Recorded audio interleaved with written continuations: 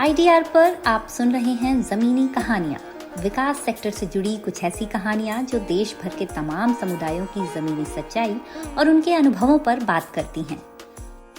मेरा नाम जसप्रीत सिंह है। मेरी पहचान के कई पहलू हैं। मैं एक साधारण सिख परिवार से आता हूँ और अनुसूचित जनजाति से संबंध रखता हूँ। मेरा परिवार विभाजन के बाद पाकिस्तान से पलायन कर जम्मू कश्मीर आकर बस गया था और वर्तमान में मैं जम्मू केंद्रीय विश्वविद्यालय में शोध का छात्र हूँ। लेकिन इन सब बातों से अलग मेरी एक महत्वपूर्ण पहचान यह भी है कि मैं LGBTQ+ समुदाय से आता हूँ। मैं खुद को द्विलिंगी पहचान यानी बाइनरी जेंडर आइडेंटिटी से अलग देखता हूँ, जिसे नॉन कन्फर्मिटी या न्यूट्रल जेंडर भी कहा जाता है। LGBTQ+ समुदाय से आने वाले सभी लोगों के लिए एक पहचान दस्तावेज बनता है, जिसे ट्रांसजेंडर सर्टिफिकेट कहा जाता है। मैं ऐसे कई किस्से बता सकता हूँ जिनमें लोगों को यह सर्टिफिकेट बनवाने के लिए महीनों का इंतज़ार करना पड़ा है। सरकारी दफ्तरों के चक्कर लगाने पड़े हैं या तमाम अधिकारियों को अनगिनत बार ईमेल भेजते रहना पड़ा है। इसमें कश्मीर से आने वाले मेरे एक दोस्त,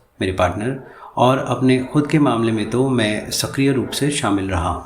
ट्रांसजेंडर सर्टिफिकेट के साथ एक ट्रांसजेंडर पहचान पत्र भी बनता है। ये दस्तावेज हमारे लिए शिक्षा या नौकरी में आरक्षण, फीस में रियायत और अलग अलग तरह की योजनाओं का लाभ लेने में काम आते हैं। सामाजिक न्याय एवं अधिकारिता मंत्रालय के पोर्टल पर जाकर इसके लिए ऑनलाइन आवेदन किया जा सकता है। इसमें अधिकतम 30 दिन का समय लगता है, लेकिन तीनों ही बार मेरा अनुभव रहा है कि इस प्रक्रिया में 4 से 6 महीने लगते हैं।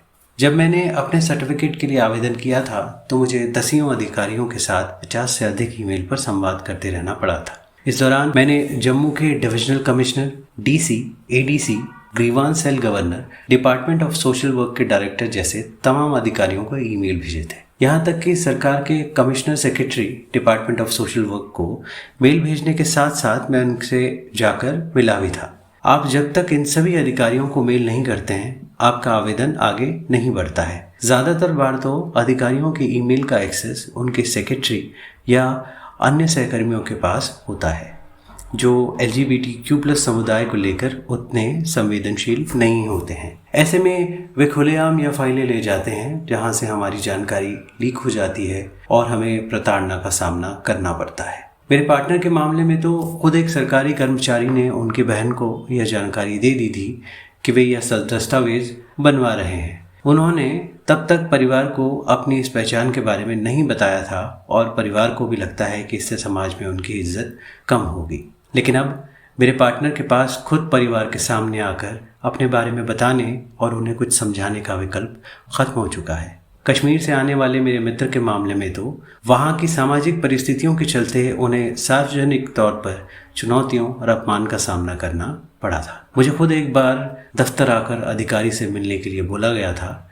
या कई बार एड्रेस वेरिफिकेशन के लिए आने की बात भी कही जाती है, लेकिन इन सब की कोई ज़रूरत नहीं होती है। प्रमाण पत्र हासिल करने की पूरी प्रक्रिया ऑनलाइन रखने का उद्देश्य ही यह है कि LGBTQ+ समुदाय को किसी भी तरह के सामाजिक भेदभाव, शोषण या दबाव का सामना किए बगैर आगे बढ़ने में मदद मिल सके। मुझे लगा था कि मैंने जब इसे बनवाया तब इतनी दिक्कतें आई थी, लेकिन अब तो लोग थोड़े संवेदनशील हो गए होंगे।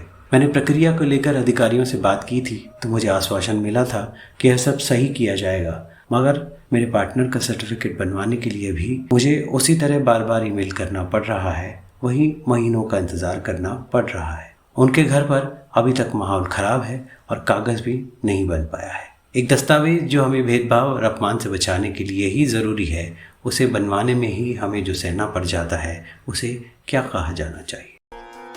अगर आपके पास भी ऐसी कोई कहानी है जो आपके समुदाय, इलाके, ज़िले या प्रदेश से जुड़ी किसी समस्या या उसके समाधान के बारे में बात करती है, तो हमें hindi@idronline.org पर लिख भेजिए। ऐसी ही और ज़मीनी कहानियाँ सुनते रहने के लिए हमारे YouTube चैनल को लाइक, शेयर और सब्सक्राइब करना ना भूलें।